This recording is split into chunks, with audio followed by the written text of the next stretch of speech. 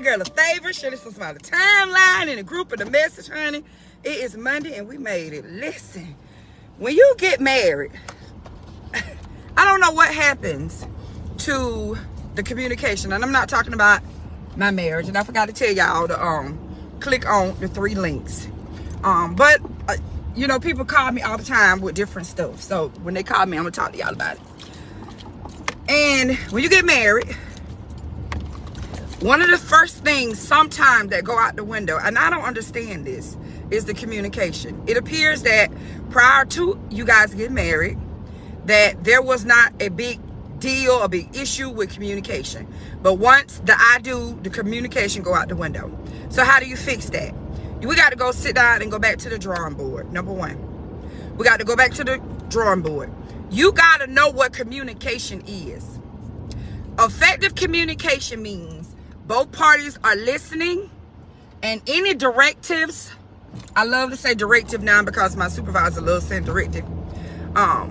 Any directives that either person gives, if I say I don't like this, if you say you don't like that, effective communication involves listening. Effective communication involves hearing. You hear what the person said and you apply it to your life. That's with your children. If you tell your children to stop doing something over and over and over again, you're going to either take their phone, you're going to get them to spank them, or you're going to do something to make the point that I told you not to do that. Okay, but when we're married, what you going to do? Be petty and not have relations with them, or don't fix them something to eat. You know what I'm saying? You don't do that. So what we do is we go back to the drawing board and we talk about it again. Apparently, you didn't hear me when I said what I said. Maybe I didn't say it right. Maybe the eyes of your understanding ain't open. But in order for a marriage to be successful, in order for a marriage, there to be happiness in a marriage, in order for us to grow together, we got to learn how to talk to each other again. I feel like it's so much stuff on YouTube, so much stuff on Google, that there's not a reason why, if you have an issue with something, that you can't work on your issue. You see what I'm saying? There's so many motivational people on this social media platform that you can get a word and you can apply it to yourself. But it just seems like husbands like to find something negative. See, this is what I'm talking about. That ain't got nothing to do with us. What I'm telling you is we need to know how to talk and communicate effectively.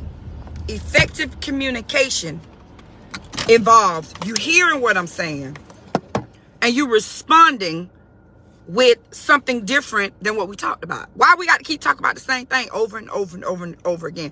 That means that the communication isn't effective. So if you and your spouse are having issues with communication, you having issues with communication on your job or with anybody, you need to try to work on you first. Make sure that you're being clear on what you're trying to say. You're not having temper tantrum, because listen, when you married and you mad and you aggravated and you already, I'm tired now, our tone, our energy just be kind of like all over the place.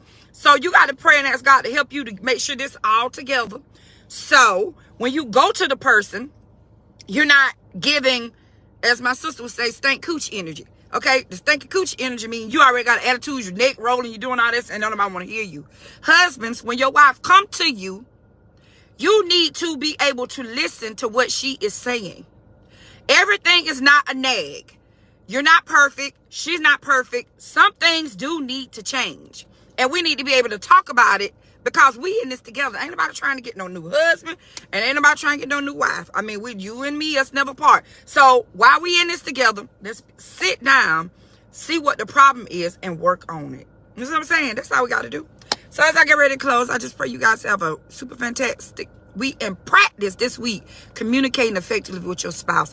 Whatever it is that you need to say to them, sit down and talk about it. Have those hard conversations. Sometimes you might have to read them a letter, or write the letter yourself and read it to them, so that you don't get jumbled up on what you're really trying to say, because it'll go from one thing to the other, but this is what you're really trying to talk to. Write it down and read it to them. Text it to yourself. Write it in your notes so that you can tell the person what the problem is. Let's work on this, because we in this together. There's no need for us not to be growing together, since we in this together. I love y'all. And as I close, don't forget to buy my new ebook, Ask God for a sign. Do that, girl. Click the link by the ebook or the regular book, or go to my website and pill around. Y'all have a super fantastic day, and I see you.